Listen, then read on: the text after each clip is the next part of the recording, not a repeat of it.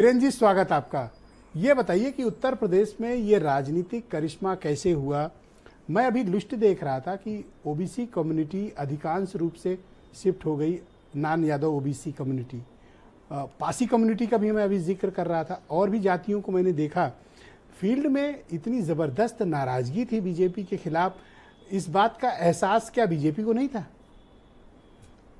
देखिए, जब पहले चरण का चुनाव हुआ और उसमें 8 सीटों का जो चुनाव हुआ, जिसमें मुरादाबाद, रामपुर, नगीना, बिजनौर ये सीटें आई, पीलीभीत, तो बीजेपी में जब शाम को मंथन हुआ तो ये हुआ कि ये 8 में से 8 सीटें जीत रहे हैं।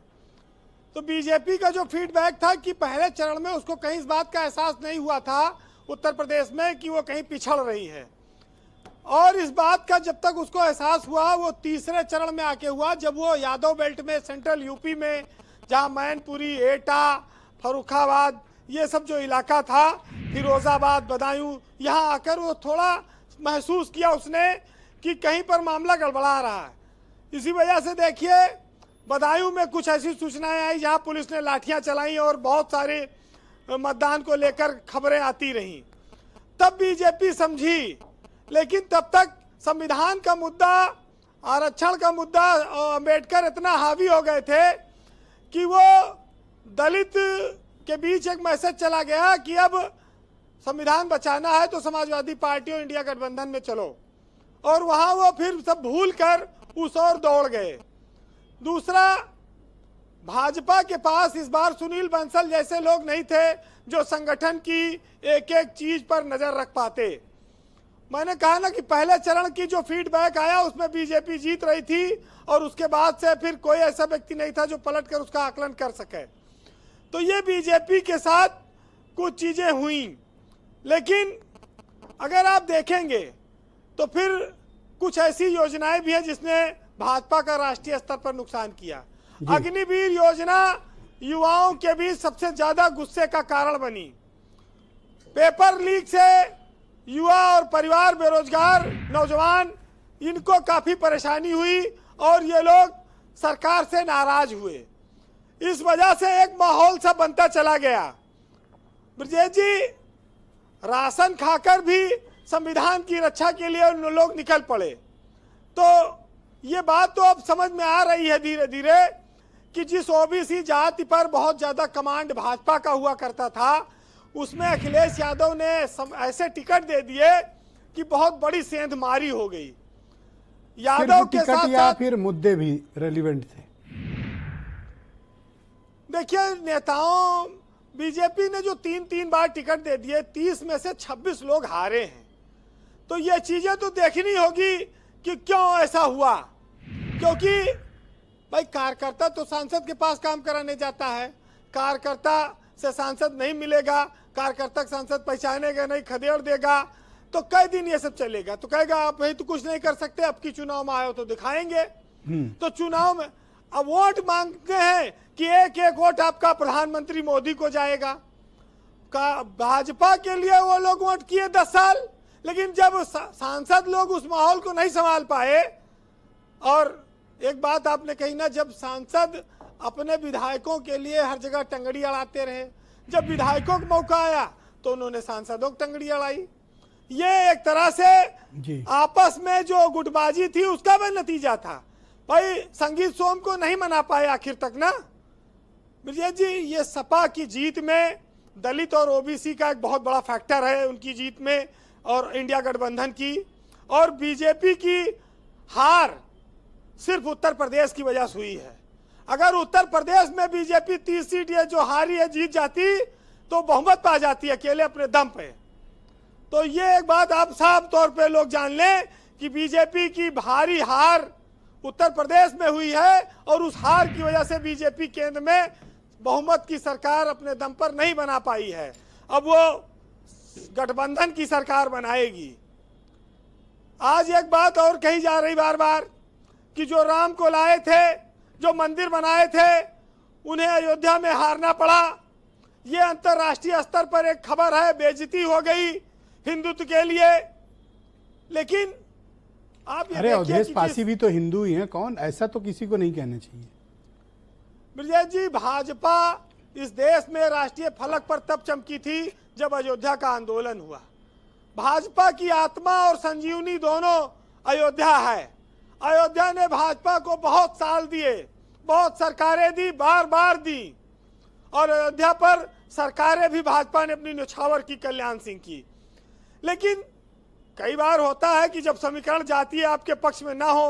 अरे जब मायावती ने खुदकुशी कर ली तो अयोध्या बीजेपी हार गई, तो कौन बड़ी बात है? मायावती का भी तो सुपड़ा साफ हो गया। मोहब्बत करने का पता नहीं तो लोग क्यों सबके इमोशनल सामने हो रहे हैं। इसके पहले मित्रसेन यादव और निर्मल खत्री भी वहां से मेंबर ऑफ पार्लियामेंट हो रहे हैं, पर पता नहीं इस बार क्यों इतना ज्यादा इमोशनल आउटब्रेक हो रहा है कि अवधेश प्रसाद को लोग गालियां दे रहे हैं। बाहर के मैंने देखा लोग हिंदुत्व के नाम पर उनको अनाप शनाप बोल रहे हैं। मैं तो कहता हूं पुलिस प्रशासन को इस पर रोक लगानी चाहिए, सामाजिक तनाव का कारण न बन जाए। बीरेन जी, असल में ये ताजा मंदिर बना था, उद्घाटन हुआ, बीजेपी करोड़ लोग दर्शन कराई, सोची कि अब इतने अच्छे माहौल में बीजेपी कहां हारने की उम्मीद कर सकती थी। तो ये झटका लगा, इसलिए नाराजगी है। ये वो लोग हैं जिनको इतिहास और राजनीति का ज्ञान नहीं है कि ऑलरेडी कई बार, बल्कि अयोध्या विधानसभा से पवन पांडे तो विधायक रहे हैं और मिनिस्टर थे अखिलेश यादव की सरकार में। तो ऐसा थोड़ी कि बीजेपी ही जीतती आई है। देखिए आप कि बुझे मन से कोई सेना युद्ध तो लड़ सकती है लेकिन जीत नहीं सकती। तो जो कार्यकर्ता में उत्साह नहीं रहेगा इस भीषण गर्मी में, 10 साल की सरकार हो गई, उत्तर प्रदेश में 7 साल से भाजपा की सरकार है जी बीरेन जी, तो कारण आप अलग अलग जगहों पर अलग अलग चीजों पर नहीं डाल सकते हैं।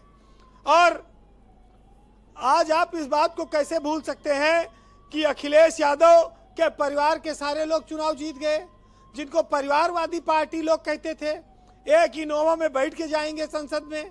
आज ओबीसी और कुर्मी समाज के कितने लोग जीते? बाबू सिंह कुशवाहा जीत गए, साक्षी कुशवाहा सैनी दलित समाज के लोग जीत गए, प्रधानमंत्री के बेटे नीरज शेखर चुनाव हार गए, मेनका गांधी चुनाव हार गई, जिनके बेटे को टिकट नहीं मिला, उनके परिवार का राजनीतिक कैरियर अब क्या होगा? ये तो बहुत सारी चीजें हैं। जी वीरेन जी, अखिलेश यादव इस देश में एक मजबूत नेता के तौर पर उभरे हैं और आप इस बार उनकी समझदारी के लिए अखिलेश यादव को ज्यादा अंक मिल सकते हैं कि जिस टिकट वितरण को लेकर उनकी हमेशा आलोचना होती थी, उन्होंने ऐसे मजबूत और ऐसे सटीक उम्मीदवार दिए कि उन्होंने सीटें अपनी अपनी जीती हैं। आप उसको बेहतरीन टिकट कह सकते हैं। जी देखिए, सपा के लिए ये बहुत बड़ा अवसर है, उनका मनोबल बढ़ गया है और जिन विधायकों ने उनके साथ अभी राज्यसभा के चुनाव में क्रॉस वोटिंग की, धोखा दिया, उनका भी जो है कोई जादू नहीं चल पाया। उनके ऊपर भरोसा करने वाले अयोध्या में डूब गए, अमेठी में डूब गए और कई जगह डूब गए, रायबरेली वाले उनके रायबरेली में डूब गए। हाँ, मनीष मिश्रा जी के दोस्त मनोज पांडे जी, ऊंचा हार बड़ी बुरी तरह बीजेपी आ रही। अभय सिंह थे फैजाबाद में, क्या कांड हो गया।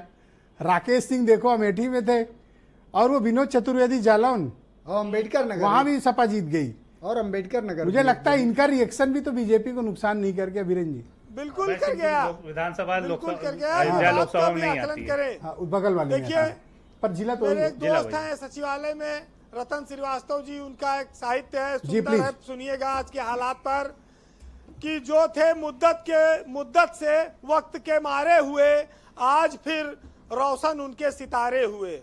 और इस तरह मना रहे हैं जश्न सब वो कि नहीं लग रहा है कि हारे हुए और मन की मुराद फिर अब जग गई है। और जिनको हम वर्षों से थे बिसारे हुए और जीत कर भी बाजी, वो ऐसे मायूस हैं कि लग नहीं रहा है कि वही है हारे हुए।